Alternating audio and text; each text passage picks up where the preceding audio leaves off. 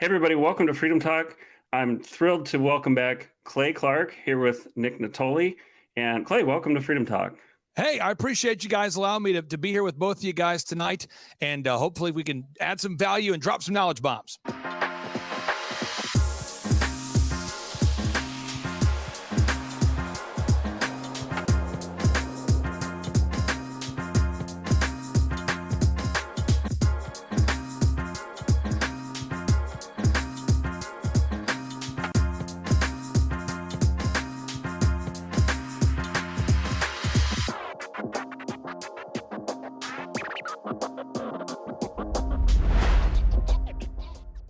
For sure. Well, Nick and I just got back from your ReAwaken America tour in Las Vegas.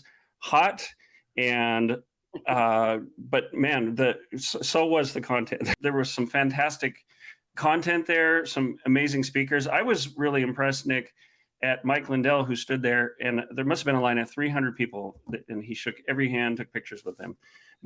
Nick, what stood out to you about the ReAwaken tour in Vegas? Because it was your first one. Yeah, it was my first one, and it definitely won't be my last. I was really happy to be there.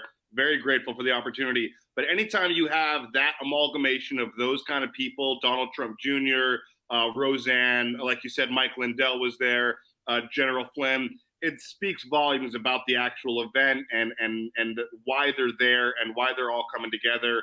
And yeah, once I got to check out what ReAwaken America was about, I totally understood why. It's probably the best patriotic conservative event that I've ever been to. And I go to a lot of these things. Yeah, for sure. Tell us how this one went, Clay. Well, every event that we do, everyone has, just because you're coming to the event doesn't mean you have to share my goal, but my focus is to lead people to Christ. So that is why I do the events, and that's why we do baptisms at the events. That's why that's what I try to do. And so what we do is we try to expose election fraud and medical fraud and religious fraud and monetary fraud, and you start to say, where's the hope? And I always think it's in getting back to God. And so that's really where my heart is, and that's where my energy is. And at our events, we let people name their price, and so I think people are very appreciative of that. My wife and I, we don't make money on these, and I just tell people that because there's a lot of great events, but I grew up poor and you can't afford to go, so it's like you want to see Donald J. Trump Jr. or you want to see Eric Trump or you want to see these wonderful people, but you can't go because, it's $500 or it's $1,000. And so for our events, you can name your price. And we're doing that because my wife and I really do believe that everybody needs to have access to this information. And so as far as the metrics that I look at how many people were baptized. I look at how many people were there. And I look at how many people were streaming online. And so right now that we know of, for that particular event, we had over 2 million people that streamed online. And that's before all the different clips go out. Wow. So between all streaming platforms, you had 2 million people there. As far as attendance, you had just under 6,000 people that were there at the peak check-in time. And then as far as the amount of people that gave their lives to Christ, the ministry team does some follow-up at the events too, and then you get the chance to see the hundreds of people at the event that are giving their lives to Christ, and so that's really why we do the event. And so I would consider it to be a success. And we're headed on now to Trump Doral, which is in October, and that'll be, and I'm going to pull this up because I don't want to get the dates wrong. This is going to be October 13th and 14th in Miami, Florida, at the Trump Doral, and then we're going to be taking it to Tulare. So it's like it is a place. I promise you, it is a place. It's Tulare, which is just outside of Fresno, California. That'll be in the month of December. It's December 15th and 16th. So that's what we have in store. And then tomorrow I'll do a conference call with President Trump's son, Eric, and we'll be finding where we're going next. And so my role is just to be the very aggressive, organized guy that puts it together. But so many of the speakers, the messages they share are mind-blowing. Some of the musical performances we have, some of the comedic performances. And when you leave, I really do believe you leave these events with your perspective of changed because you know about the Great Reset and you know about how it fits into the Bible. And I think that's a powerful thing to know. I met Nick at an event in New Jersey, and he was there with Forgiato Blow and Jimmy Levy and some of the others. And I was immediately impressed that Nick is a very good musician, but we share values, and he's a strong Christian. And so I asked him to go on a new show with me called Counterculture. We feature musicians, artists, even athletes, anybody who's involved in entertainment. Nick, do you want to talk about that a little bit? Yeah, just to kind of piggyback off what you're saying, I think it's kind of more about bringing patriotic people and people that are, pro-conservative, pro-life, pro-Christ, and bringing their content to the people and letting people know it's kind of like a hub for entertainment in that particular field, letting people know, like, hey, if there's a new patriotic album from 4G Auto Blow or myself, we're here to promote it. Or, like yourself, Clay Clark, somebody who's a voice in the movement, or somebody who's putting on events at venues and stuff. We want to give people a platform and a place where they can go to kind of promote, stuff that is not against the agenda and kind of promoting, better values than what's going on right now. And Clay, I wanted to say, I went to one of your, I don't remember what you call it, but one of your seminars, your trainings for podcasters and citizen journalists and that kind of thing. I want to play just a 2-minute quick video for you because you're a good teacher. You really inspired me to do some things. And this is something I'm just launching. I want to show this to you. Sure.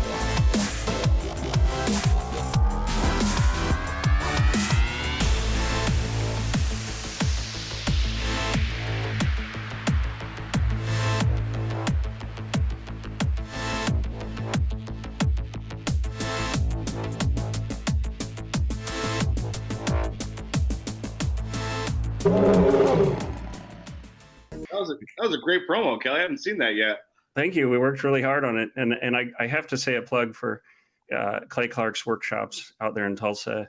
I mean, I had just gotten fresh off of standing up to all this, being wrongfully arrested, which was later dismissed. But, kind of in this place of like, what do I do next? I want to make a difference. I want to do something. I want to use my writing skills, but, having to develop some other skills. And Clay, I want to tell you, I also met Kirk Wang and some others from the Epic Times there, and ended up working with the Epic Times. I still do some work for them. So that's great. I don't know how interested your listeners are in this, but previous to COVID and all this, I've done business workshops every 2 months since 2005, and I own businesses and grow them, and that's my flow. And then General Flynn asked me, he said, "Could you do a workshop, but specifically just focused on the podcasters?"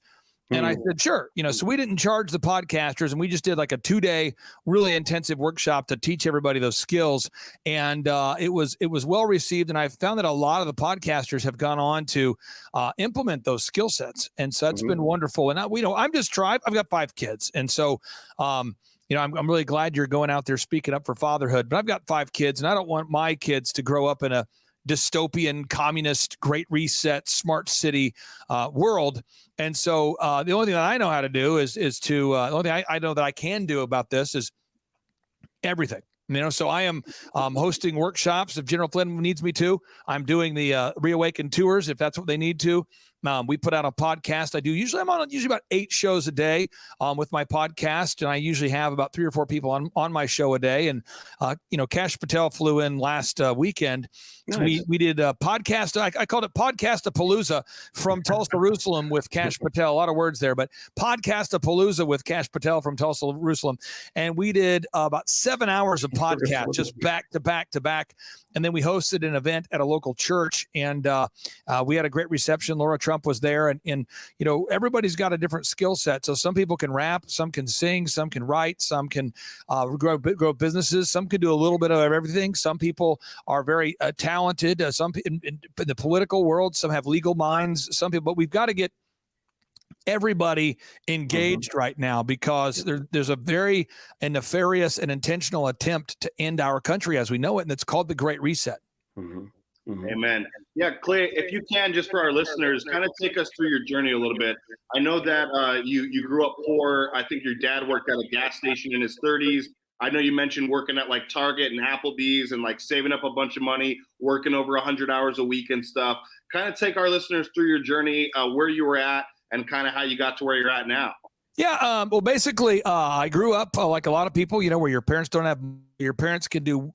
they can do the high road, just get multiple jobs and food on your table, or they can maybe go with the low road where they do nothing, and I think everybody out there would love to have parents that are willing to put forth their effort to try to feed you. And my parents worked very hard, and so they did the best they could, but they just didn't know how to create a business or grow one. So at the age of 15, I started a company out of my basement, which was a DJ entertainment company. It was first just named after my name, but over time it grew and grew and grew to where when I was 24 years old, 25, we were doing 4,000 weddings and corporate events a year, which is like 80 weddings or corporate events per weekend. And we had, lights, sounds, speakers, insane numbers of mic stands, unbelievable numbers of dollies, vans, trucks, the whole thing.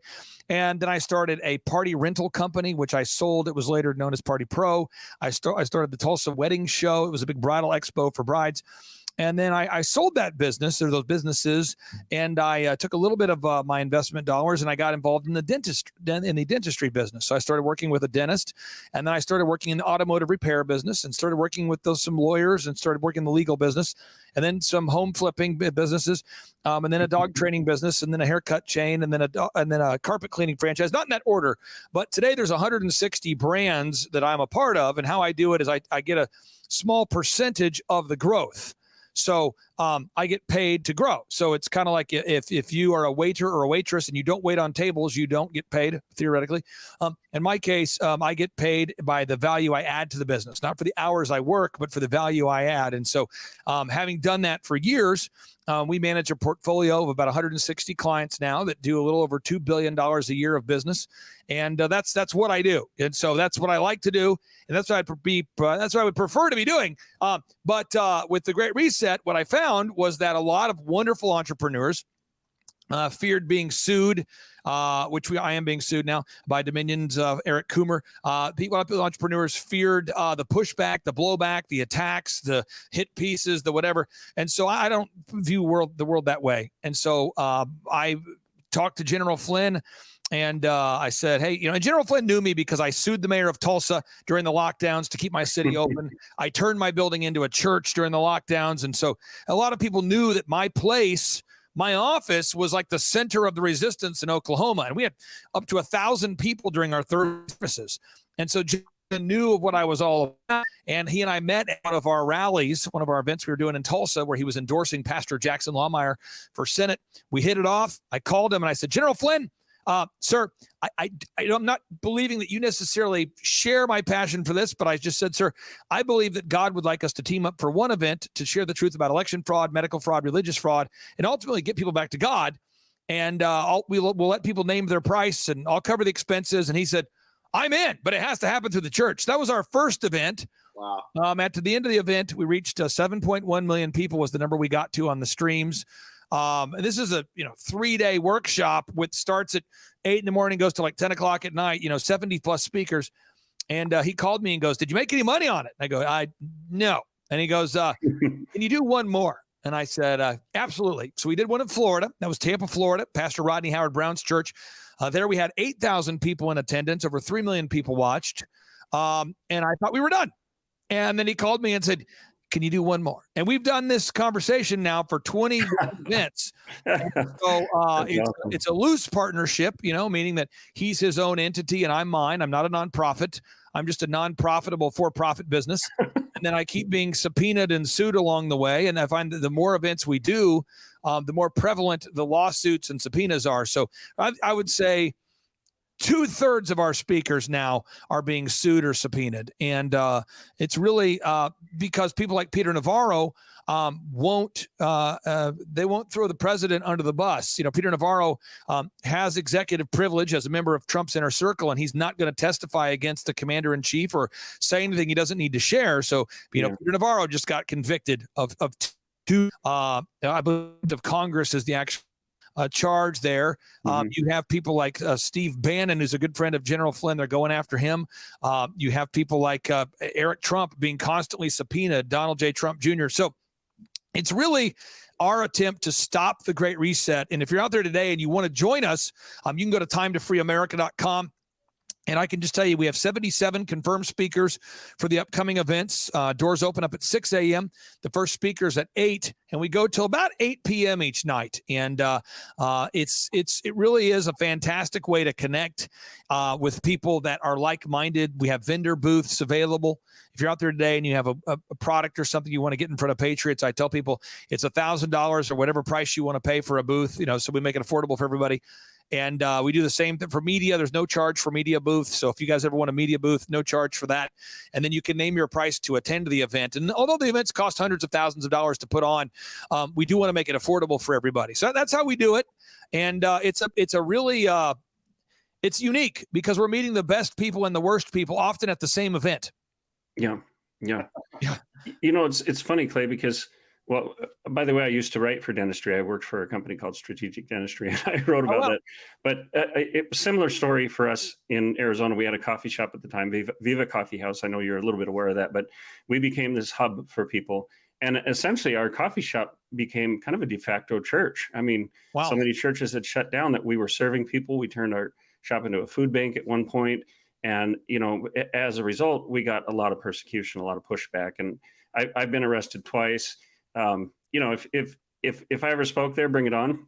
I've already been there. You can attack me all you want. I'm not going to stop talking, and I appreciate so much what you've done. Thank you for sharing that story. Nick, what have your experiences been? Because you were behind the song Boycott Target. You're out there. You've worked with Snoop Dogg and some others, but now you've taken a different direction. What are you experiencing there? Yeah, I mean, my story is kind of like, I was in the mainstream music industry working for, like you said, people like Snoop Dogg, French Montana, making a lot of money, kind of promoting the most deplorable music that you can make. So I'm responsible for being a part of the problem for a long time and, got saved by God and started to go down a different path. And in that different path, I started promoting a lot of conspiracy theories, stuff about Jeffrey Epstein, Marina Abramovich, adrenochrome, child trafficking, the mark of the beast, you name it. It was in my music. And so I started promoting, a lot of pro-Trump music and a lot of pro-conservative stuff. And the label didn't drop me because I was signed to a 5-year publishing deal. They couldn't legally do that. But they just stopped promoting me. People stopped answering my calls. I stopped getting a lot of jobs. Once COVID hit, it was, as a producer, it was almost impossible to make money. So by the grace of God, I just kind of stayed on my path, stayed true to myself and my heart, and made music that I really, believed in and thought that people needed to hear, especially during COVID. And by the grace of God, we hit #1 in the world, #1 on Billboard, #1 on iTunes with Boycott Target. And I've had a lot of other success with some of my Donald Trump songs. And yeah, it's just been a blessing. And I never would have thought that just kind of doing, the kind of music that was based on the stuff that I talked about behind closed doors is now what people want to hear, and that there's a whole fan base.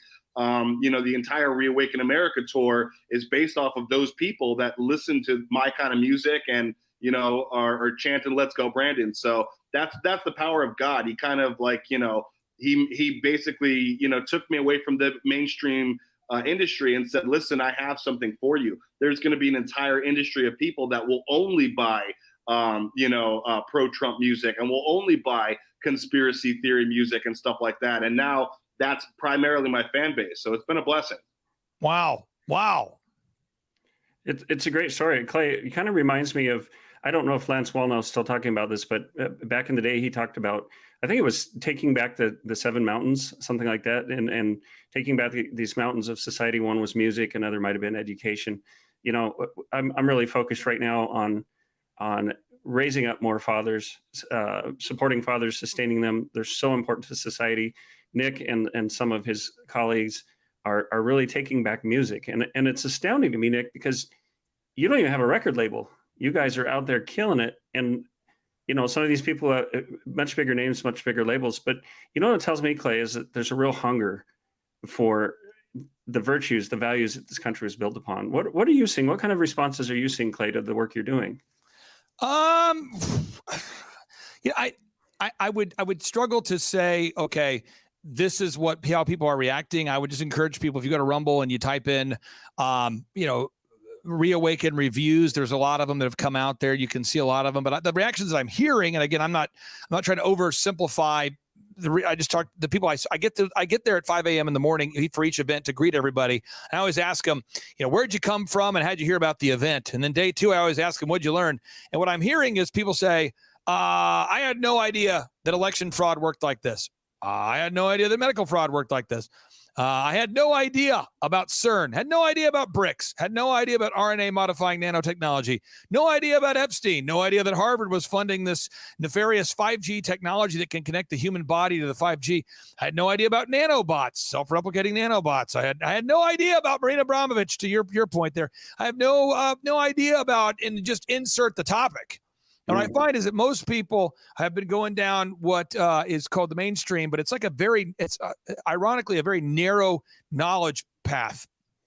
It's where you know a lot about LeBron James and Tom Brady and the X-Men and whatever movies coming out, but you have no knowledge of anything that's beyond that. And so it's where the superficial Bible verses that maybe, feel kind of good about how to make money and you'll be blessed if you follow Christ. But very few people have read the book of Daniel and saw that in the book of Daniel had a vision. He saw there would be a fourth kingdom where they mix the miry clay with the iron. Very few people know that the Euphrates River would dry up. And when the Euphrates River dried up, Revelation 16, you would see the false prophet show up. Very few people understand the mechanics of the mark of the beast. Very few people have read Mark chapter 13, Matthew chapter 24, Luke chapter 21, these books of the Bible that tell you what's going to happen before Christ returns. So there's just a lot of people that react differently to it. But I would just say, if I had to summarize it, people are awakened. They leave going, whoa. It's like they thought they were going to go on a small roller coaster and they went on the big one. It's like they thought they were going to like a small little conservative rally where people say, we got to build the wall and we got to protect our schools and we got to protect the kids and woo. And, a lot of that RNC stuff, which I agree with, but a lot of it's very shallow, very vague, we got to, put the First Amendment first and the Second Amendment second or whatever. And people are coming to this event and they have a doctor getting up there going, there's RNA modifying nanotechnology that will connect your body to 5G. Let me show you the patents. The lady who's the spiritual advisor for Jeffrey Epstein and Bill Gates, Marina Abramovich, is a spirit cooker. And let me show you the clients that she works with. And people are going, what? I mean, the level of depravity that is being exposed at these events, it is disturbing. It's like a horror show / revival. I don't know. It's just a lot. And then most of the speakers are pretty funny. So at the time where you'd probably expect to cry, a lot of our speakers kind of weave in like a gallows humor punchline. So that's kind of how I would describe it right now. And then every event, I try to bring in about 5% what I would call new talent or new people. So it's like at the last event, Roseanne has wanted to be on the tour. We've wanted her to be on the tour, and we just couldn't ever find a spot that would work. And so in Vegas, we were able to make a spot for her. Jimmy Levy, who's your mutual friend there. Jimmy Levy's a great guy. He's wanted to come on the tour, and we just were able to make a spot for him 2 events ago. And we have just like a big waiting list of really neat people. And so I'm just trying to always vary it up so people can count on certain speakers and then get introduced to new folks. And maybe we can have you guys come join us at some point on the stage, as we maybe head into California in December. Yeah, anytime, Clay, if it serves and helps. I've got some great video of that first arrest. In fact, something I said when I was up there, Nick made a song about it. I'm not resisting, I'm just strong. And I think that could be encouraging for some people. But, if you ever wanted, I'd be willing. But, what you're doing is so important. And I have to say, it's really difficult, even just getting people to understand the basics, that our nation is in a war, that the country is under attack. And people go about their little lives, they watch their movies, they do whatever. And sometimes you get the feeling like they think, well, yeah, you're kind of weird for saying this stuff. Like, Nick, you're a big conspiracy theory guy, but a theory is something supported by facts, right? Well, 2 things that you just touched on right now, Clay, that I really loved was, the spirit cookings, for instance. You have a lot of people, and talking about how people are on the left or that are obsessed with mainstream media only know about Tom Brady and LeBron James. And the reason for that is because they have to keep them down that path. And that's why there's so many different options. If you don't like LeBron, then watch Michael Jordan or Kobe Bryant, or talk about this celebrity. Or if it's not Lady Gaga, then it's Nicki Minaj. There's all these options of the same kind of bullcrap, because they want people definitely following down a path that doesn't lead them to enlightenment, that doesn't lead them to Christ. So you need a bunch of different options of basically the same thing. There's all these different paths to get to the exact same place. And when it comes to these people, they really do have brittle spirits. These are not really strong people because they're not finding out the truth. They're not being reawakened or awakened at all. So when you tell them, hey, yeah, Marina Abramovich is hanging out with Lady Gaga, and they're all digging into a human cake and eating it and acting like they're cannibals, and a spirit cooking involves, semen and feces and stuff, it really will disrupt them and get their attention to the point where they, will listen to people like Clay Clark. They'll listen to people like Alex Jones, and they'll come down our path and start kind of, being awakened. So that's why it's so important for the left to have all these different options and all this kind of circus, clown show going on, so that if they get bored for 1 second, you can go to the next thing, as long as they don't leave the circus. You are 100% correct. And I would just say this in closing here. What I do is every time a speaker speaks at the ReAwaken Tour, I listen as much as I can while they're there. And then when I get back to Tulsa, I edit, all the videos that go out, all the presentations. And so what I do is, as I listen, I take notes, and those notes are organized in a way that I think it's almost like a quick rabbit trail down any subject. So let me just give you an example. If you go to timetofreeamerica.com to get tickets to the October ReAwaken America Tour in Miami, or to get tickets to the Tulare, California event on December 15th and 16th, once you go there, there's a button dedicated just to who is Klaus Schwab. Another button, who is Yuval Noah Harari? What are CBDCs? What are vaccine passports? Who's Elon Musk? What are the Maui fires all about? What is the Internet of Bodies agenda? What is BRICS? What is CERN? Who paid for Vivek Ramaswamy's college? Who's Anthony Fauci? What were the executive orders actually signed by John F. Kennedy Jr.? What is X, this app that Elon Musk is building? Marina Abramovich, who are her clients? BlackRock, what's that all about? What is the AI that BlackRock owns called Aladdin all about? What's the truth about Epstein and Gates' relationship? What's the connection between renting religious leaders and that's pretty wild, renting America's religious leaders and advancing the Great Reset agenda? What are these Nazi-style quarantine camps that are being built everywhere? What is the path to success that Kamala Harris took? Who's Joe Biden? What's Hunter Biden? All this stuff is all documented at timetofreeamerica.com. So a lot of information there for folks. Awesome. Thank you so much. Thank you, guys. I appreciate everything you guys do, and thank you for carving out time for me. Oh, thanks for coming on, Clay. We really appreciate you. We'll talk soon. Take care, guys. All right. Bye-bye.